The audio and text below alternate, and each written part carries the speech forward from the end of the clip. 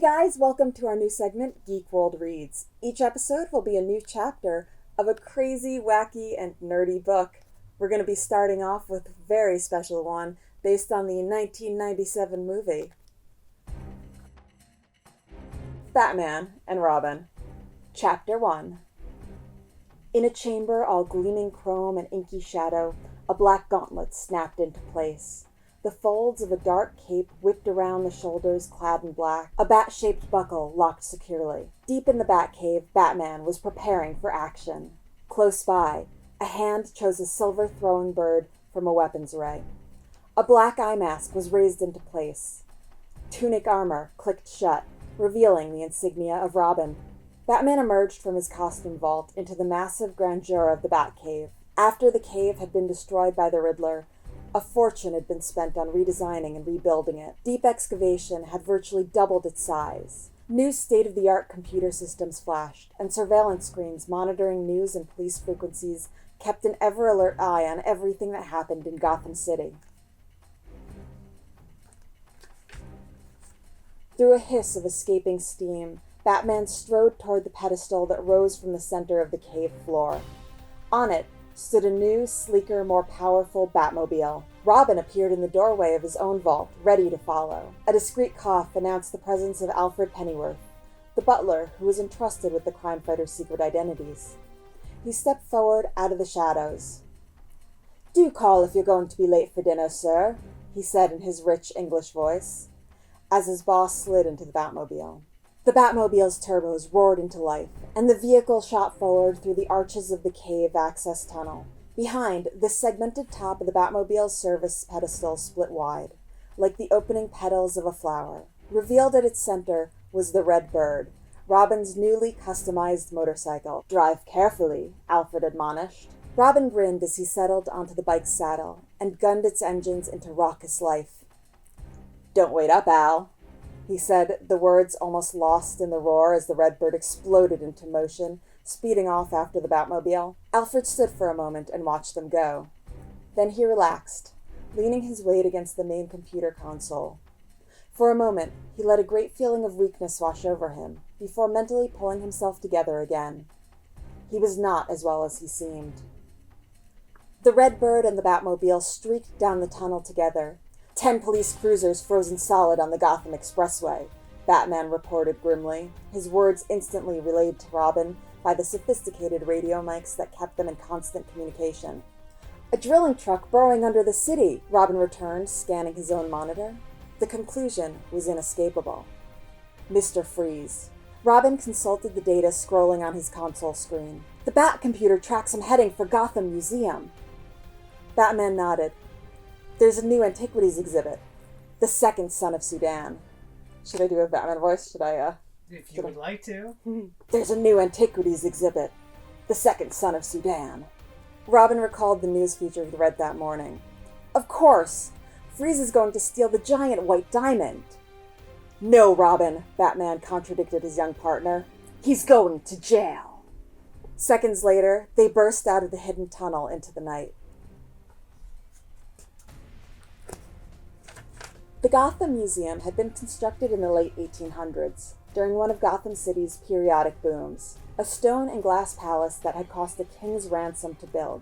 It stood on the edge of Robertson Park. On this troubled night, a giant drilling truck pointed up through the rubble of the shattered floor of the museum's great hall where it had come to rest. Dim light glimmered as it reflected off the drill's huge glass head.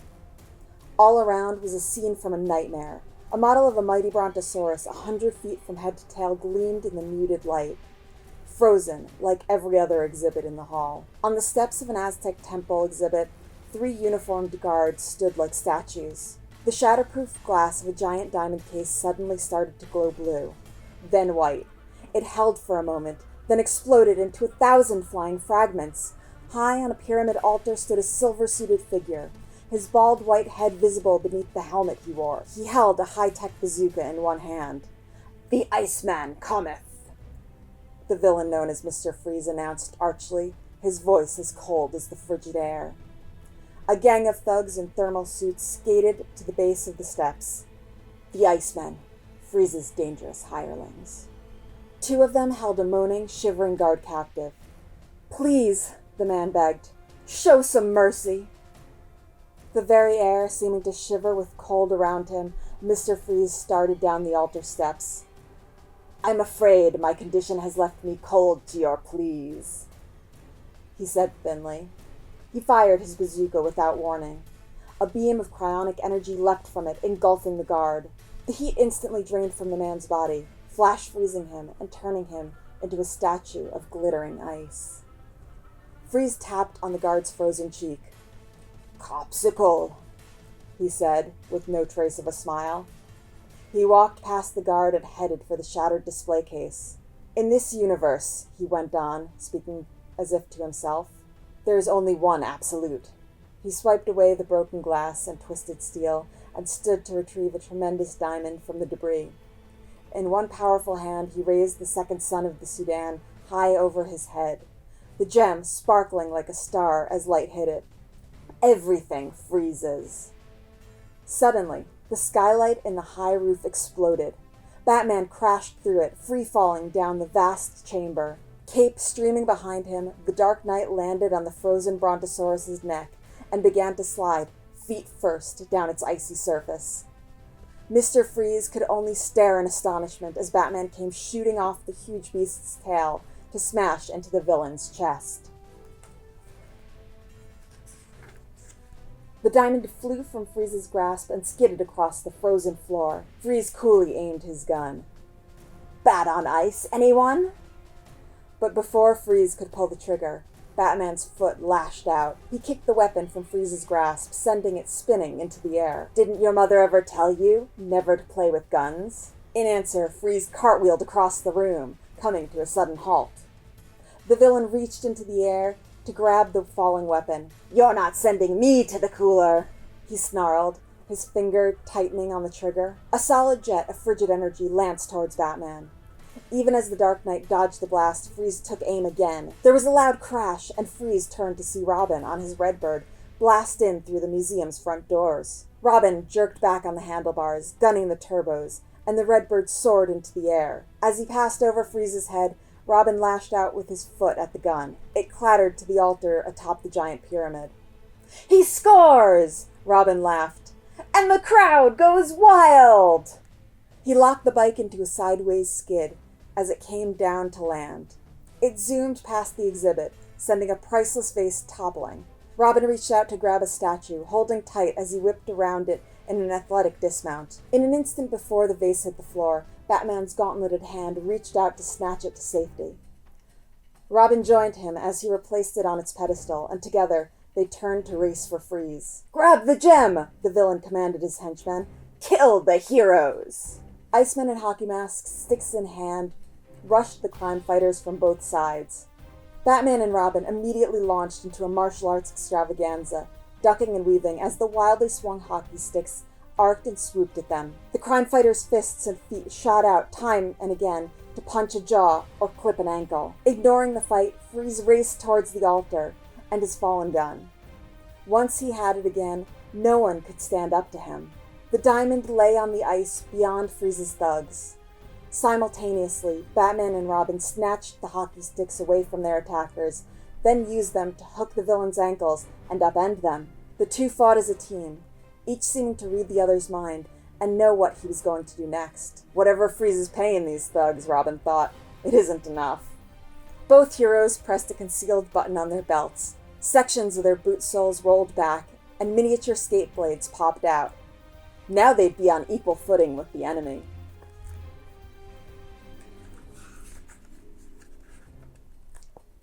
Freeze had made it to his gun, and he turned to fire, the energy beam creating a hoary ice bridge that stretched all the way down to the museum floor. Caution, he quipped.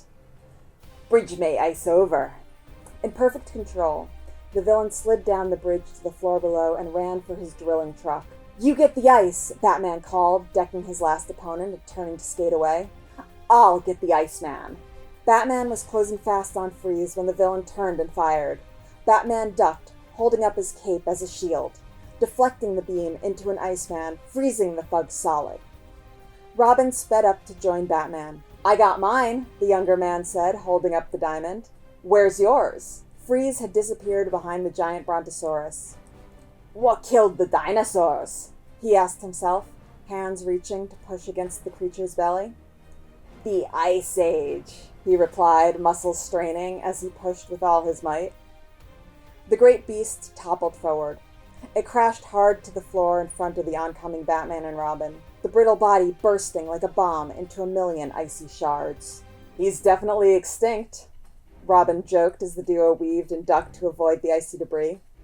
Suddenly, an Iceman came skating in from the side. His blow missed Robin, but clipped the boy's hand, sending the diamond flying free. Freeze paused as he climbed towards the hatch of his specially modified drilling truck, drinking in the scene. The Icemen were a rushing wall between the heroes and the gem. Batman and Robin skated straight at their foes, reaching out to pull flagpoles from a display, maneuvering them as if they were about to joust with the villains. But at the last second, they drove their poles into the ice and vaulted up over the heads of the startled Icemen. Batman and Robin came down on the landing only feet from the Sudanese gem that Freeze wanted so badly. Even as Batman reached for it, an Iceman's stick scythed down in a slapshot, sending the diamond whirling through the air, to land cleanly in Mr. Freeze's glove. "Thanks for playing." Freeze dropped down into the cab of his giant drilling machine and hit the button to close the hatch. Batman leaped up onto the banister. "Round up the thugs," he ordered Robin. "I'll get Freeze." He vaulted up onto the truck and threw himself through the hatch just before it slid closed. Inside, Freeze stood at the main control console in the drill's toughened glass head. "Nice of you to drop in," he said to Batman, without even turning as the hero landed behind him. The villain hit another button, and there was a sudden mighty roar.